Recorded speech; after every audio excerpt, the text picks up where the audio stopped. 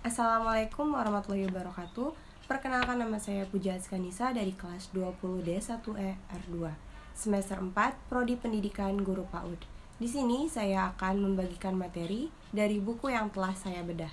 Buku tersebut berjudul Early Childhood Intervention, dan dari seluruh bab yang ada, saya akan membahas pada poin Cost Effectiveness and Efficacy of Programs oleh Kathleen Hebler dan Donna Schweiker.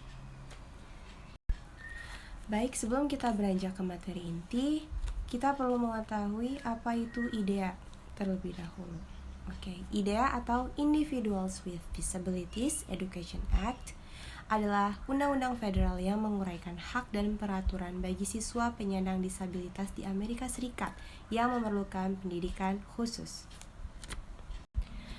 Ada perubahan kecil namun signifikan yang dilakukan pada Undang-Undang Pendidikan Individu dengan Disabilitas atau IDEA dalam amandemen tahun 2004, yaitu fokus utama dari pengawasan federal dan negara bagian terhadap undang-undang tersebut adalah untuk meningkatkan hasil pendidikan dan hasil fungsional untuk semua anak penyandang disabilitas.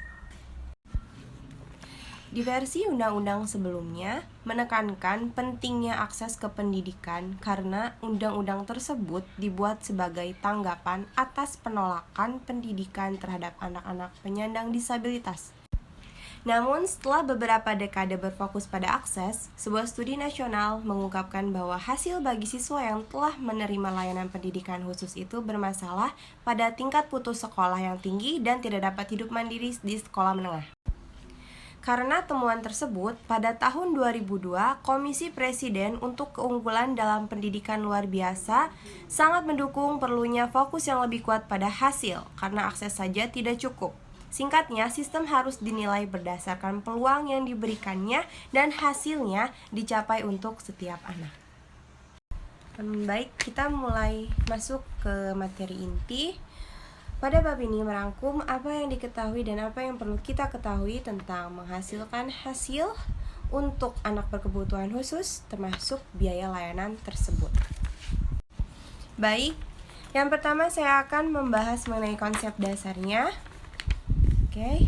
Keluarga sebagai konsumen layanan berhak mengetahui intervensi apa yang berhasil dan apakah program anak mereka efektif. Guru dan terapis perlu mengetahui apa yang berhasil sehingga mereka dapat membuat keputusan yang tepat dalam memilih dan memodifikasi intervensi. Selain itu, memiliki informasi yang akurat tentang biaya program sangat penting untuk menyediakan layanan yang efektif dan efisien bagi anak-anak penyandang disabilitas dan keluarga mereka. Tujuan dari analisis biaya adalah untuk menentukan nilai ekonomi dari semua sumber daya yang digunakan untuk menyediakan layanan dalam program tertentu. Mengidentifikasi biaya penuh EI dan ECSI dapat menjadi tantangan karena ada banyak biaya untuk menjalankan sebuah program. Beberapa di antaranya dibayar dengan dana publik atau swasta dan yang lainnya tidak. Kesalahan umum dalam analisis biaya adalah menggunakan anggaran program sebagai sumber informasi biaya yang akan cenderung melewatkan beberapa biaya penting. Jika program prasekolah memiliki 2 sukarelawan, orang tua di dalam kelas setiap saat, maka sebagian biaya penyediaan program tersebut adalah biaya waktu orang tua, meskipun program mungkin tidak membayarnya. Orang tidak dapat mengabaikan jam waktu orang tua yang merupakan sumber daya yang diperlukan untuk mengoperasikan program. Membongkar biaya suatu program memungkinkan penentuan biaya keseluruhan dan juga memungkinkan identifikasi siapa yang mengeluarkan biaya sambil memberikan informasi tentang dukungan yang diperlukan jika suatu program akan dipindahkan ke lokasi baru. Biaya lain yang mungkin diabaikan adalah biaya orang tua yang menyediakan transportasi ke program atau biaya ruang kelas ketika prasekolah ditempatkan di sekolah dasar. Pengeluaran mengacu pada sumber daya yang dikeluarkan program. Banyak analisis biaya menggunakan model research cost atau model biaya sumber daya yang melibatkan perkiraan biaya untuk semua sumber daya program. Pendekatan ini Membutuhkan deskripsi lengkap dari semua komponen program, termasuk personel, perlengkapan, bahan, peralatan, transportasi, dan fasilitas. Sumber daya lain seperti menggunakan sukarelawan dan waktu orang tua juga harus dimasukkan dalam biaya. Langkah pertama pada pendekatan ini melibatkan pengidentifikasian semua kegiatan program atau bahan, dan langkah kedua adalah menentukan biaya masing-masing.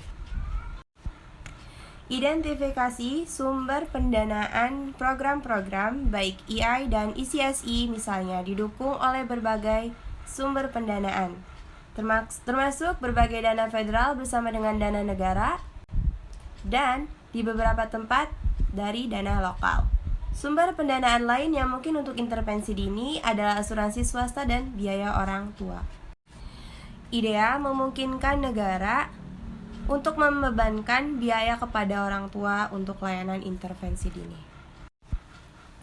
Untuk menyajikan informasi dalam membantu pengambilan keputusan, kita dapat menggunakan dua analisis, yaitu cost benefit analysis dan cost effectiveness analysis.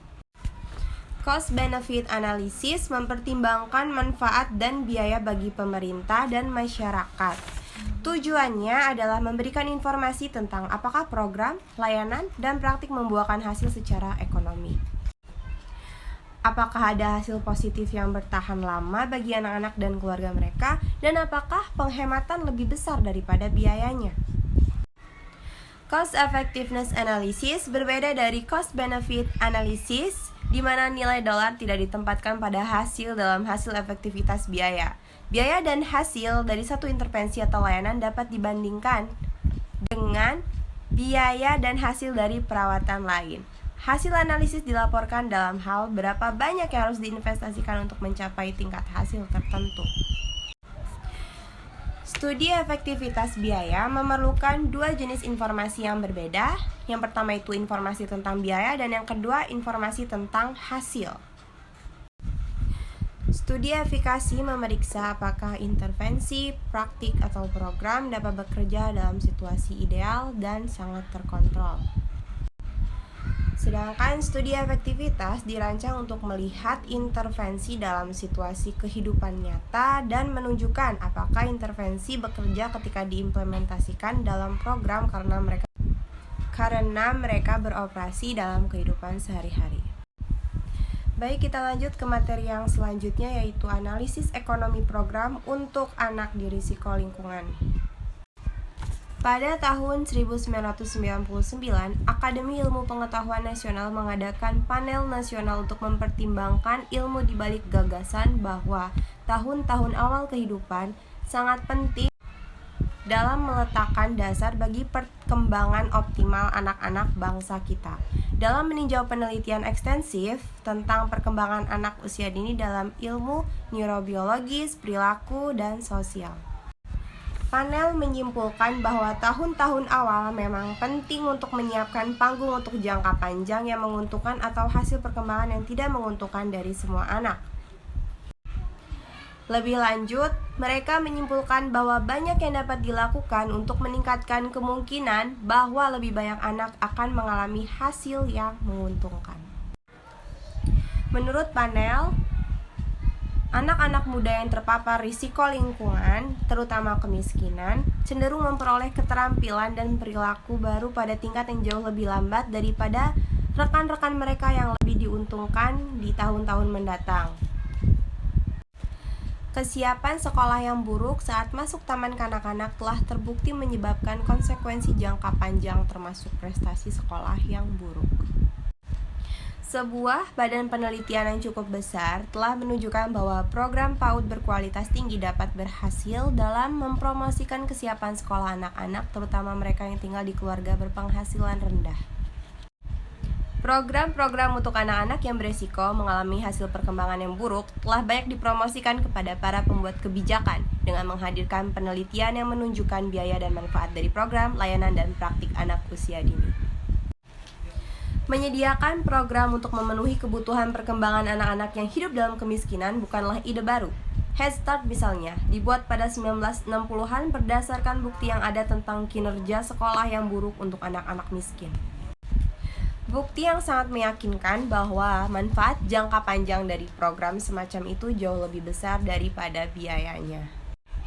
Secara khusus, pembuat kebijakan terkesan dengan data biaya manfaat dari 3 program model, yaitu program Prasekolah Perry, proyek Abecedaria, dan Pusat Orang Tua Anak Chicago. Penelitian tentang program ini menunjukkan manfaat jangka pendek dan jangka panjang yang signifikan yang mencakup peningkatan prestasi sekolah dan pencapaian pendidikan, mengurangi kenakalan remaja dan kriminalitas, dan partisipasi tenaga kerja dewasa yang lebih baik. Studi longitudinal yang mengikuti peserta program hingga dewasa menunjukkan bahwa manfaat yang dihitung lebih besar daripada biaya program sambil meningkatkan prestasi akademik, sosial, dan pekerjaan jangka. Studi hasil longitudinal yang mengikuti peserta program hingga dewasa menunjukkan bahwa manfaat yang dihitung lebih besar daripada biaya program sambil meningkatkan prestasi akademik, sosial, dan pekerjaan jangka panjang. Terutama untuk anak-anak dari keluarga yang berpenghasilan rendah yang memiliki risiko terbesar untuk kesiapan sekolah yang buruk dan kegagalan di tingkat sekolah berikutnya. Di seluruh studi cost benefit, program prasekolah berkualitas tinggi untuk anak-anak dengan keluarga berpenghasilan rendah. Perkiraan penghematan biaya berkisar dari hanya di bawah $3 sampai $17 untuk setiap dolar yang dihabiskan. Temuan cost benefit tersebut telah menyebabkan negara bagian di seluruh negeri untuk meningkatkan investasi mereka dalam program prasekolah yang didanai negara, bahkan dengan defisit anggaran negara yang besar. Penghematan biaya mungkin jauh lebih sedikit untuk model program yang sumber dayanya kurang baik. Program-program yang menghasilkan manfaat yang mengesankan dan penghematan biaya dilaksanakan dengan sangat baik. Program yang komprehensif, intensif, dengan staf yang sangat terlatih. Tidak semua program prasekolah cocok dengan tingkat kualitas dalam program model ini. Oleh karena itu, besarnya manfaat belum sebesar program prasekolah lainnya seperti Head Start dan program prasekolah yang didanai negara. Namun demikian, program prasekolah yang dinilai memiliki pengajaran berkualitas tinggi telah terbukti menghasilkan dampak positif pada kesiapan sekolah anak-anak berpenghasilan rendah dalam keterampilan kognitif, bahasa, dan sosial. Penting untuk diingat bahwa program-program ini dilaksanakan dengan anak-anak kecil dalam kemiskinan, dan itu adalah satu-satunya populasi di mana temuan ini berlaku. Penting untuk diingat bahwa program-program ini dilaksanakan dengan anak-anak kecil dalam kemiskinan, dan itu adalah satu-satunya populasi di mana temuan ini berlaku. Program-program ini tidak dirancang untuk memenuhi kebutuhan anak-anak penyandang disabilitas. Sangat menarik bahwa anak-anak penyandang disabilitas tentu saja mendapat manfaat dari badan kerja ini karena telah membantu mengingatkan para pembuat kebijakan akan pentingnya tahun-tahun awal anak.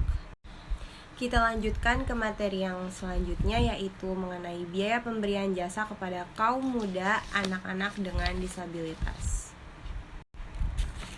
Ada kesepakatan luas tentang kebutuhan dan tantangan yang terkait dengan memperoleh data yang baik tentang biaya program untuk anak muda atau anak-anak penyandang disabilitas. Beberapa penelitian sebelumnya mengandalkan anggaran yang menyediakan data yang tidak lengkap tentang biaya penuh layanan.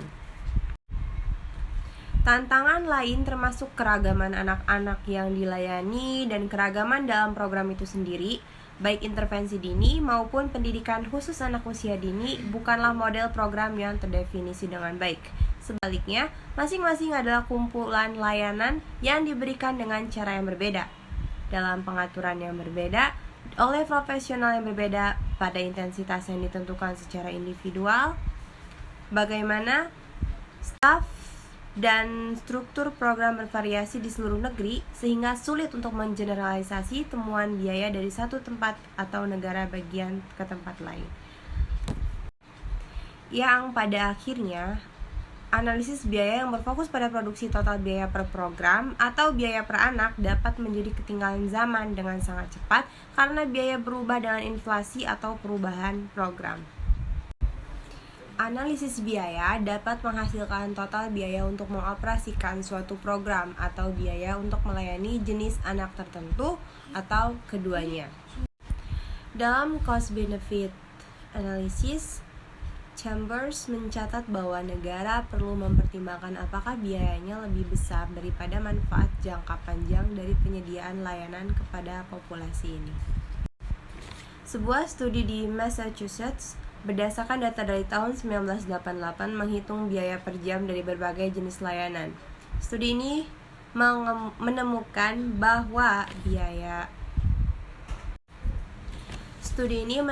bahwa biaya kunjungan rumah yaitu $53,68 per jamnya. Kemudian sesi individu berbasis pusat $45,28 per jam. Kemudian sesi kelompok yang berfokus pada anak $21,52 per jam, dan sesi kelompok dukungan orang tua $14,72 per jam. Kemudian sesi kelompok yang berfokus pada anak $21,52 per jam, dan sesi kelompok dukungan orang tua $14,72 per jam. Untuk menghitung biaya 11 program intervensi awal berbasis rumah dan pusat di 7 negara bagian dalam dolar tahun 1990, kisaran biaya untuk program berbasis rumah adalah $3.617 hingga $7.693 per anak, dan kisaran untuk program berbasis pusat adalah $3.228 hingga $14.123. Di seluruh program, biaya personel berkisar antara 30 hingga 65% dari total biaya program. Analisis biaya juga melihat bagaimana biaya berbeda untuk kelompok yang berbeda atau apa yang menjelaskan variasi biaya. Niles menemukan variasi substansial dalam pengeluaran untuk anak-anak dengan disabilitas yang berbeda. Pengeluaran bulanan untuk anak-anak dengan kondisi risiko adalah $549, untuk anak-anak dengan keterlambatan komunikasi saja $642, untuk anak-anak dengan keterlambatan perkembangan yaitu $948, dan untuk anak-anak dengan kondisi terdiagnosis $1.103. Sebuah studi terhadap 11 program intervensi menemukan bahwa faktor-faktor dengan dampak terbesar pada biaya adalah durasi program dan frekuensi layanan yang diukur dalam jam per tahunnya, kemudian intensitas layanan, lokasi geografis, dan kontribusi sumber daya.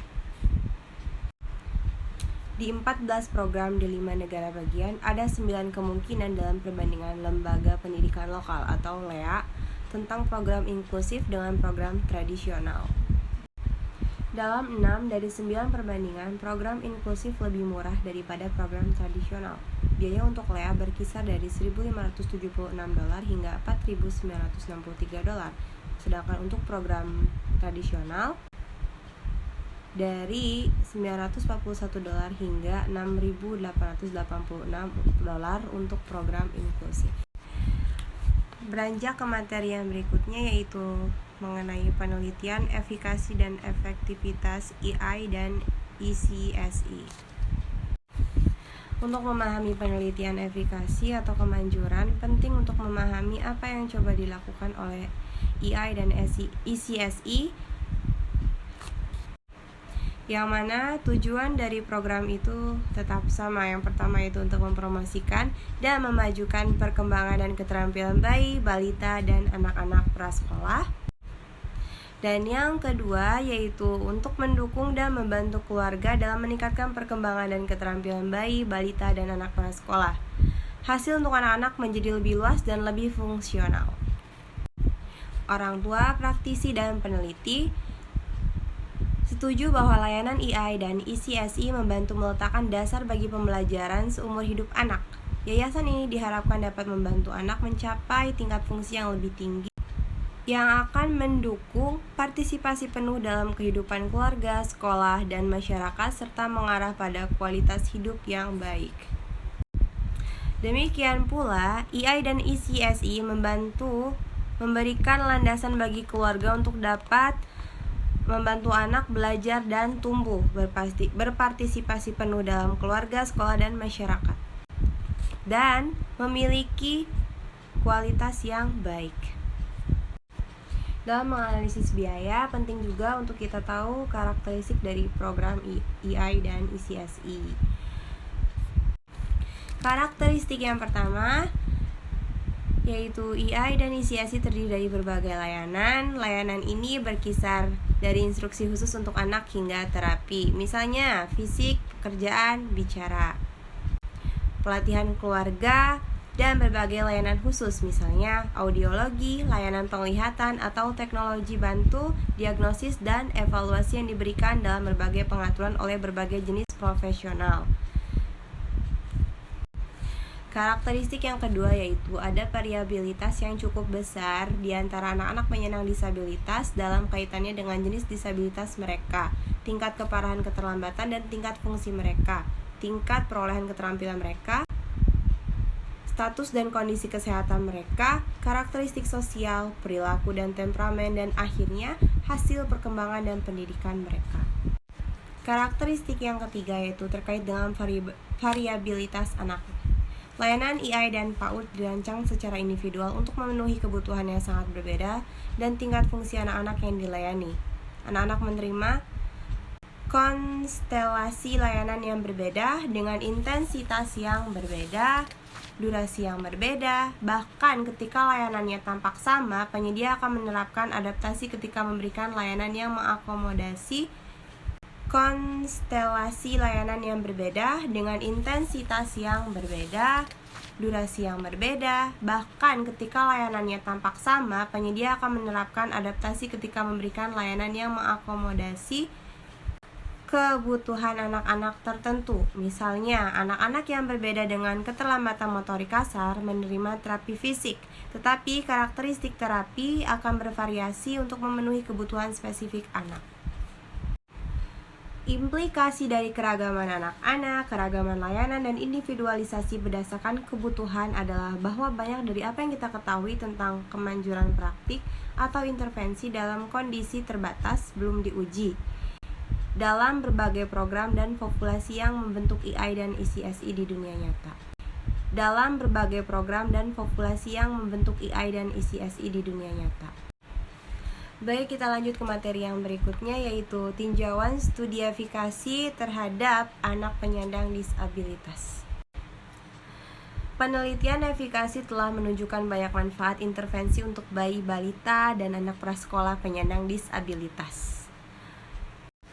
Manfaat yang didapatkan yaitu yang pertama, akselerasi keterampilan dan perilaku yang menghilangkan delay dan mengarah ke fungsi normal. Yang kedua, percepatan perolehan keterampilan dan peningkatan fungsi yang meningkatkan perkembangan anak. Kemudian yang ketiga, pencegahan fungsi abnormal. Yang keempat, promosi interaksi orang tua dengan anak yang optimal yang memfasilitasi perkembangan dan fungsinya anak. Dan yang kelima, penyediaan dukungan orang tua untuk memfasilitasi perkembangan anak dengan lebih baik. Dan yang terakhir, dorongan partisipasi anak dalam pengaturan inklusif. Beberapa program EI dan ECSI paling awal itu program ini cenderung berupa pelatihan orang tua berbasis luas dan program berbasis pusat yang berfokus pada peningkatan keterampilan kognitif, bahasa, komunikasi, dan motorik. Strategi pelatihan digunakan yang menekankan model pembelajaran stimulus respons dan strategi modifikasi perilaku dengan orang tua dilatih untuk merangsang anak. Studi ini menunjukkan manfaat dari program ini dibandingkan dengan kelompok kontrol di Amerika Serikat, Inggris, Kanada, dan Australia. IDEA telah membuat program nasional untuk intervensi dini dan untuk pendidikan khusus anak usia dini, dan penyediaan layanan telah bergerak menuju rencana intervensi individu yang melibatkan kombinasi layanan dan dukungan. Sebuah tinjauan baru-baru ini mencatat bahwa konstelasi layanan dan dukungan mungkin termasuk Yang pertama, informasi tentang kecacatan anak. Yang kedua, pemantauan kesehatan berkelanjutan untuk memenuhi kebutuhan medis rutin dan khusus. Yang ketiga, layanan dan terapi individual yang ditargetkan untuk mempromosikan perolehan keterampilan khusus dan peningkatan fungsi. Yang keempat, pendidikan dan pelatihan orang tua berfokus pada responsivitas yang optimal untuk mendorong pembelajaran dan partisipasi anak dalam aktivitas dan rutinitas sehari-hari. Dan yang terakhir, peluang untuk interaksi dengan rekan-rekan dalam pengaturan kelompok. Banyak studi yang lebih baru mendokumentasikan efektivitas intervensi atau layanan khusus untuk hasil atau anak-anak tertentu. Misalnya, terapi fisik untuk anak-anak dengan keterlambatan motorik, atau metode pengajaran analisis perilaku terapan, atau strategi untuk mempromosikan interaksi orang tua anak yang optimal dengan memberikan informasi kepada orang tua tentang kecacatan atau keterlambatan khusus anak-anak dan perkembangan awal, dengan memberi contoh interaksi yang merangsang dan dengan memberikan dukungan emosional yang positif. Itulah materi yang bisa saya sampaikan. Materi yang berikutnya akan disampaikan oleh rekan saya, yaitu Sinar Bulan. Terima kasih atas perhatiannya. Assalamualaikum warahmatullahi wabarakatuh. Perkenalkan, nama saya Sinar Bulan. Saya akan melanjutkan presentasi dari rekan saya. Kemanjuran analisis perilaku terapan studi paling awal dari tahun 1960-an hingga 1980-an, terutama peneliti efek kodifikasi perilaku atau pendekatan stimulus respon, juga dikenal sebagai analisis perilaku terapan, ABA, telah diteliti secara intensif dengan banyak penelitian menunjukkan bagaimana teknik ABA dapat membantu membangun perilaku serta mengkonsolidasikan dan menggeneralisasikannya menggunakan prinsip penguatan dan model pembelajaran stimulus respon. Jenis penelitian ini adalah penyelidikan yang sangat terkontrol dari praktik tertentu, bukan jenis layanan atau program. Banyak dari studi kemanjuran awal ini berfokus pada perilaku terpisah dari individu yang sering didekontekstualisasikan, dan hasil ini telah dikritik karena mengarah pada keterampilan yang dipelajari dengan cara ini tidak menggeneralisasikan dan tidak mudah digunakan oleh anak dalam situasi sehari-hari. Pendekatan ABA yang lebih baru yang telah menjadi fokus studi kemanjuran melibatkan pembelajaran yang lebih kontekstual dan fokus pada perilaku yang lebih bermakna seperti pembelajaran tanpa kesalahan, rantai analisis fungsional, pengajaran naturalistik, dan pelatihan respon penting.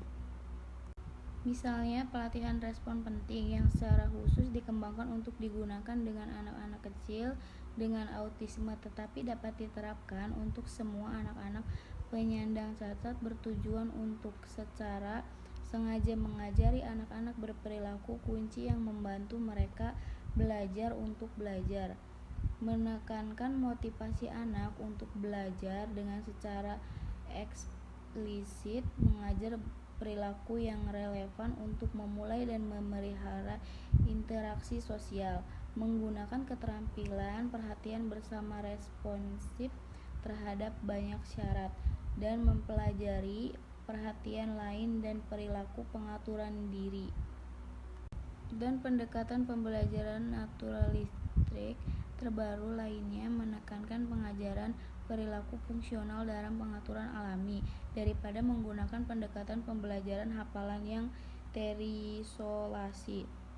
Kedua, memiliki basis penelitian yang besar dan berkembang untuk mendukung kemanjurannya dalam mempromosikan akademik awal anak, bahasa, dan keterampilan sosial. Dan yang ketiga, memiliki tujuan eksplisit yang mendukung inklusi anak-anak penyandang disabilitas dalam pengaturan dengan teman sebaya yang khas.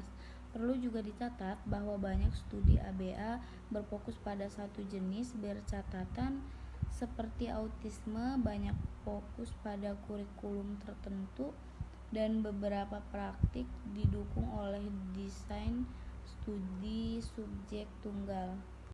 Kemanjuran intervensi dengan orang tua, strategi untuk bekerja dengan orang tua telah menjadi fokus dari banyak penelitian karena diketahui dengan baik bahwa jumlah waktu anak-anak yang benar-benar menerima intervensi yang diberikan secara profesional kecil dibandingkan dengan jumlah waktu dan jumlah kesempatan belajar yang dimiliki orang tua dengan anak-anak mereka. Anak-anak seperti dijelaskan di atas, beberapa program L dan Exit awal adalah program pelatihan orang tua, mengajar orang tua bagaimana menerapkan metode ABA dengan anak-anak mereka. Studi pelatihan orang tua juga menunjukkan efektivitas strategi untuk membantu orang tua belajar cara yang efektif untuk menangani dan mengelola perilaku anak-anak untuk mencegah atau memperbaiki masalah perilaku yang mengganggu pembelajaran. Sebuah tinjauan studi efektivitas menyimpulkan bahwa ada bukti kuat bahwa interaksi orang dewasa anak yang sangat responsif mendorong perolehan dan pembelajaran bahasa. Studi pelatihan orang tua juga menunjukkan efektivitas strategi untuk membantu orang tua belajar cara yang efektif untuk menangani dan mengelola perilaku anak-anak dan memperbaiki masalah perilaku yang mengganggu pembelajaran.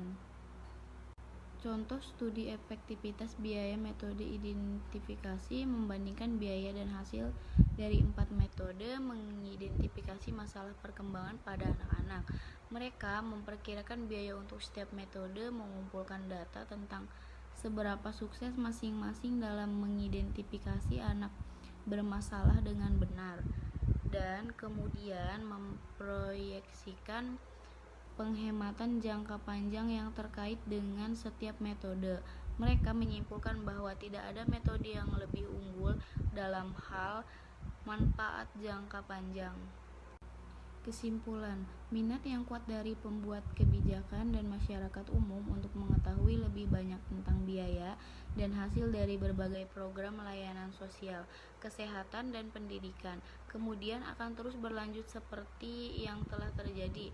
Efektivitas biaya dan kemanjuran program 1909 selama bertahun-tahun sekarang, ada kebutuhan mendesak untuk bergerak melampau kebenaran permintaan anggaran untuk program bagi anak-anak penyandang cacat dengan bukti anekdotal dan penelitian umum tentang perkembangan otak atau bahkan studi kemanjuran tentang apa yang dapat berhasil.